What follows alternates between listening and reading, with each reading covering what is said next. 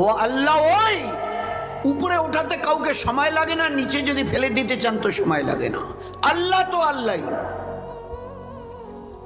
আল্লাহ বেনিয়াস, আল্লাহ সামাদ, ও কারোই পরোয়া করে না। তুমি যেই হও আর যাই হও। লাখো নবীকে পাঠিয়েছে একমাত্র আমাকে চেনবার জন্যে। শুধু এটা মুসা আলাইহিস সালামকে লক্ষ্য করে শুধু বলেননি, কিয়ামত পর্যন্ত কোরআনে কারীমের এই আয়াত কিয়ামত পর্যন্ত আনেওয়ালা ইনসানের দিকে ইশারা করেছে। ইন্নানি আনাল্লাহ, আমি একা আল্লাহ, লা ইলাহা ইল্লা আনা ফাবুদুনি, আমার ইবাদত করবে, দ্বিতীয় কারো নয়। ইবাদতের লায়ক একমাত্র আমি। ইন্নানি, ইন্না অবশ্যই, ইন্নানি আমার ইবাদত করো, আমি একা, লা শারীকা লাহু, আমার কোনো অংশ নেই। তো এক আল্লাহর পরিচয় করাবার জন্যে আল্লাহ পাক লাখো নবী, শেষ নবী জনাবে রাসূলুল্লাহ সাল্লাল্লাহু আলাইহি ওয়াসাল্লামকে পাঠিয়ে দিয়েছিলেন আমাদের কাছে একটা জীবনকে বোঝবার জন্য।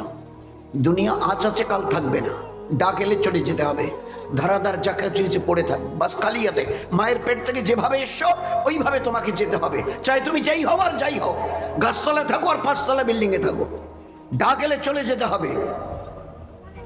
কেউ রুকনেওয়ালা নেই গোটা দুনিয়ায়।